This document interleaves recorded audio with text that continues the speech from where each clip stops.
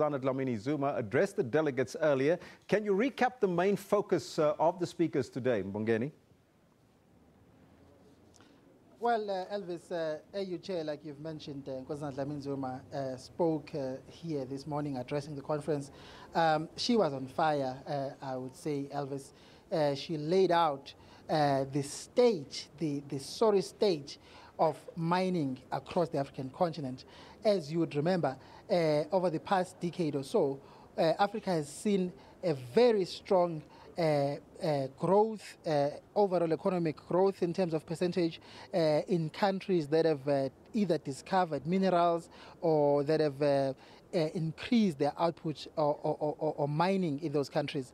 And but the problem has been that the proceeds of that mineral extraction has not benefited people of those countries in terms of jobs, in terms of development and so on.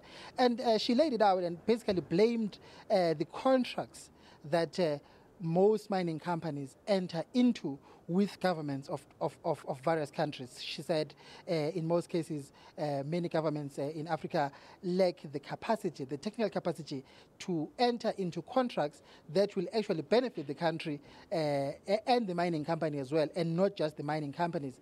And she said, in fact, in some cases, you find that the mining company, its legal budget is bigger than the overall budget of a country. And as a result, companies have been able to basically pillage the continent, come in, extract minerals, take all the proceeds out of the country, and the government and the people end up with nothing, Elvis. Now, the mining charter was prominent at this conference. What is the feeling of the delegates in terms of transformation and the development of the mining communities? Well, one of the main things that has emerged in this conference, as you know, of course, that this year is the final year of the implementation of the mining charter in South Africa. The fact that it would seem that almost all the targets of the mining charter, mining companies were given 10 years to implement the mining charter in terms of specific targets, whether talking about ownership, whether talking about transformation, employment equity, and community development, and of course the living conditions of mine workers. It would seem that none of these targets have been met, but if you speak to the industry, the official line is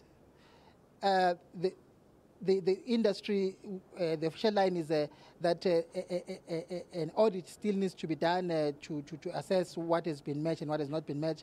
I spoke to Minister Ngwakora a short while ago and put it to him that it seems that the target has not been met, and he admitted that, especially in terms of housing, he's very worried that a lot of the mine workers seem to be worse off in terms of their living conditions. And at this stage, we can take a listen at exactly what he had to say. Once we deliver the houses, then we withdraw some of the so-called living allowance so that we put people in proper accommodations. It is naive of anyone to expect that they would build themselves houses out of 1,900 and still be able to maintain their families back at home. So I think I've identified the problem that is bedeviling that part of them. The unencumbered ownership of 26%, I think it has to do with the structure of the transactions at the beginning of the dispensation, because it had to be financed from the profits which were made by the mines, and at some point, some may not have been that honest with their profits, and therefore sabotage effectively the project. So I've got to look at new ways of financing the broad-based empowerment. Now, Mbongeni, another sticky issue that came out of the Mining Lekgotla is that of the mining rights. That 26% of mine ownership must be in the hands of black people. Now, you mentioned it a little bit earlier, but how was this issue dealt with at the conference itself?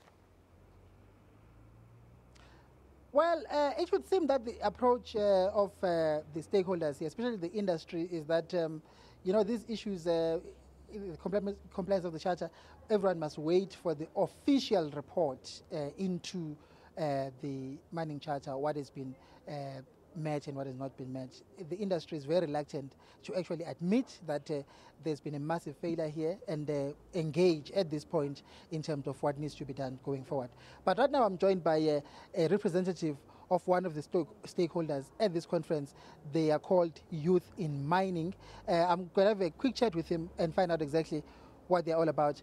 Sir, please identify yourself for me. You are from Youth in Mining, and tell us, what is Youth in Mining? Who do you represent? Do you represent budding mining entrepreneurs, young entrepreneurs, or just professionals, people who work in the mining industry?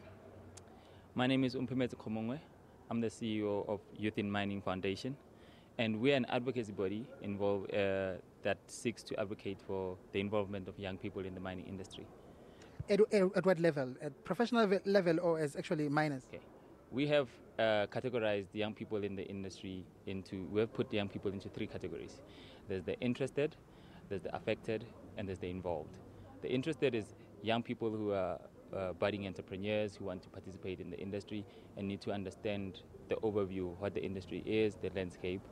The affected are young people in communities where the mine is happening in and around them, but they don't know how to participate, or they're affected by the rehabilitation or lack of rehabilitation in the communities. And the involved are the professionals and students who want to participate in the industry. How do you feel about the state of transformation in the mining industry in this country over the past 20 years? There has been transformation. It hasn't been enough. That's why there's a body like us currently saying that we can help assist the industry in coming up with programs and platforms where we can foster the acceleration of the integration of young people into the industry.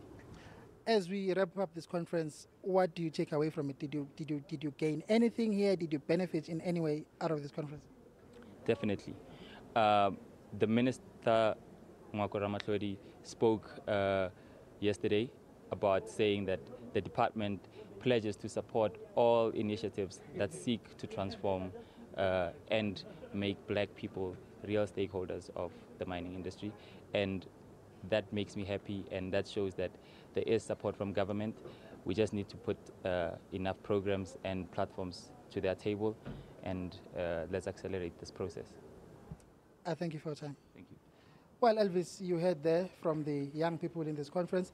Of course, one must say that in as much as there's a lot of unhappiness from many stakeholders about the state of the mining industry when it comes to transformation and so on, a lot of people seem to be impressed with the tone and the language of Minister Ramatlhodi in terms of someone who seems to be coming in to crack the whip, so to speak. So there's a lot of expectations that Mr. Ramatlhodi is going to actually make a difference in terms of accelerating things in terms of transformation of the mining industry. Back to you, Elvis. Mbongeni, thank you so much for that report. That was our reporter on the scene, Mbongeni Muthwa.